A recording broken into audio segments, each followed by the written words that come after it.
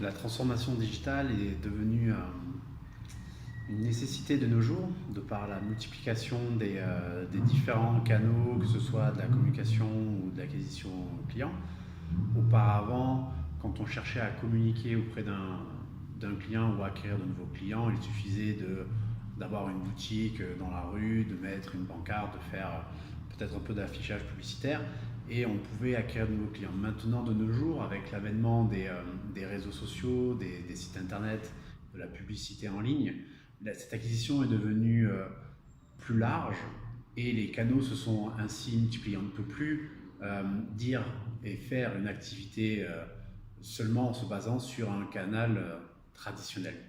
Bien que l'on puisse considérer maintenant comme de la communication sur les canaux digitaux comme du traditionnel, ces canaux-là sont devenus beaucoup trop majeurs pour les ignorer et la transformation qui emmène les clients d'un mode de communication, on va dire, historique vers cette transformation digitale est devenu quelque chose de très important et de requis.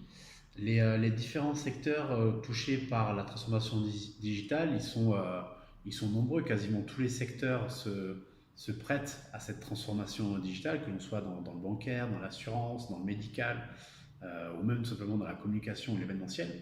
C'est devenu primordial de penser digital, de communiquer sur digital et donc de se transformer digitalement.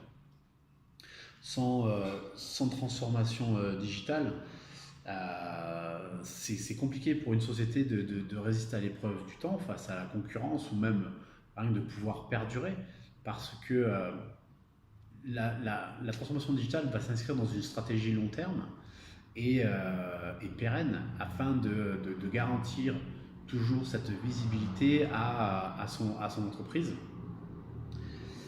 Sans cette transformation digitale de nos jours, on perd en compétitivité dans le paysage moderne et professionnel que sont nos métiers ou les métiers beaucoup plus traditionnels.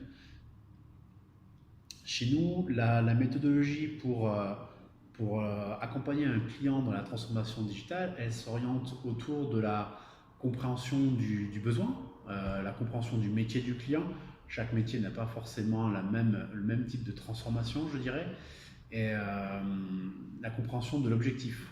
Est-ce que c'est une transformation digitale pour communiquer plus ouvertement? Est-ce que c'est une transformation digitale pour acquérir beaucoup plus de clients? Ça dépend vraiment de la finalité que l'on veut faire dans cette transformation digitale et la stratégie que l'on veut lui associer afin de pouvoir s'adapter et proposer le meilleur accompagnement et la meilleure transformation digitale possible. Donc généralement, ça passe beaucoup par de l'accompagnement, de l'encadrement. Il y a beaucoup d'écoute. C'est vraiment d'abord une histoire de vision et de perception. Pas tout le monde voit la transformation digitale de la même façon. Et c'est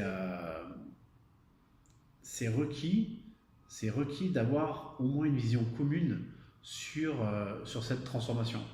On peut, on peut dire à une personne qu'effectivement c'est une nécessité de se transformer digitalement. Si la personne n'en voit pas l'utilité, il faut faire ce travail d'accompagnement pour l'amener à comprendre la nécessité et le besoin d'une transformation digitale. On le voit de nos jours, il y a de plus en plus de pure players qui existent sur Internet qui n'ont absolument pas de représentation physique, bien qu'à la marge, certains puissent ouvrir un magasin physique de manière unique dans un pays. Mais ces pure players sont, à mon sens, le symbole de la transformation digitale et peuvent servir d'exemple pour l'accompagnement d'une transformation digitale.